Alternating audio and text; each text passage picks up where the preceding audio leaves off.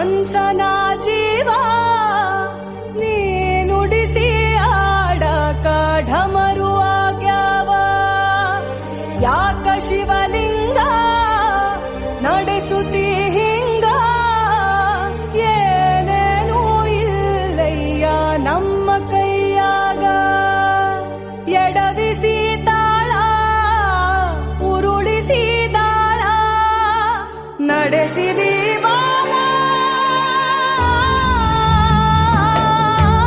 ಶಿವ ಶಿವ ಶಿವ ಶಿವ ಶಿವ ಶಿವ ಶಿವ ಶಿವ ಶಿವ ಹರ ಹರ ಹರ ಹರ ಹರ ಹರ ಹರ ಶಿವ ಶಿವ ಶಿವ ಶಿವ ಶಿವ ಶಿವ ಶಿವ ಶಿವ ಶಿವ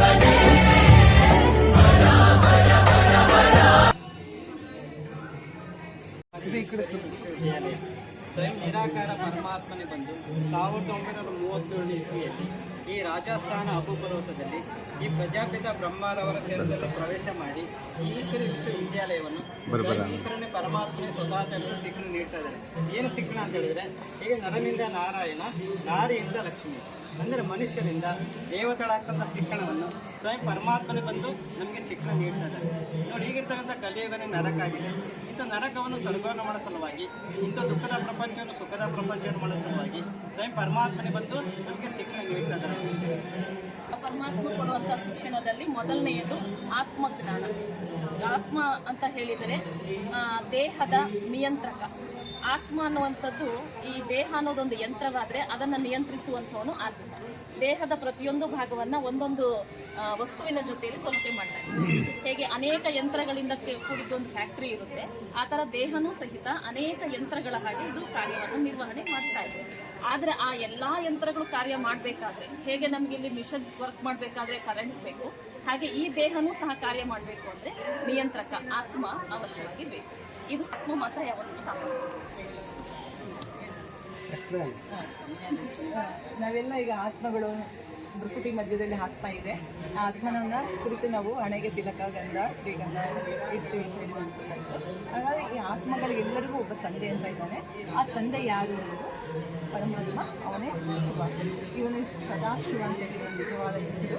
ಈ ಪರಮಾತ್ಮನನ್ನು ಕುರಿತು ಇವತ್ತು ಶಿವರಾತ್ರಿಯನ್ನು ಆಚರಿಸ್ತೀವಿ.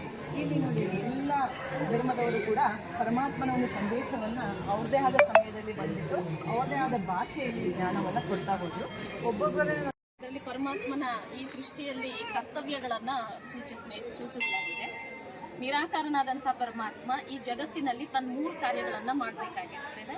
ಆ ಸಮಯಕ್ಕೆ ಆ 3 ಕಾರ್ಯಗಳನ್ನು 3 ವ್ಯಕ್ತಿಗಳ ಮುಖಾಂತರ ತನ್ನ ಕಾರ್ಯವನ್ನು ಮಾಡ್ತಿದ್ದಾನೆ. ಬ್ರಹ್ಮ, ವಿಷ್ಣು ಮತ್ತು ಶಂಕರ ಅಂತ. ಬ್ರಹ್ಮನಿಂದ ಸ್ಥಾಪನಾ ಕಾರ್ಯ, ವಿಷ್ಣುವಿನಿಂದ ಪಾಲನೆ ಹಾಗೂ ಶಂಕರನಿಂದ ವಿನಾಶ ಕಾರ್ಯವನ್ನು. ಇವತ್ತು ಏನು ಜಗತ್ತಲ್ಲಿ ದುಃಖ, ಶಾಂತಿ ಇದೆ, ಅನ್ಯಾಯ, ಅತ್ಯಾಚಾರಗಳೆಲ್ಲ ಇದೆ, ಅದೆಲ್ಲದರ ನಾಶವನ್ನು ಪರಮಾತ್ಮ ಮಾಡಿದ ನಂತರ ಇದೇ ಒಂದು ಭೂಮಿಯಲ್ಲಿ ಒಂದು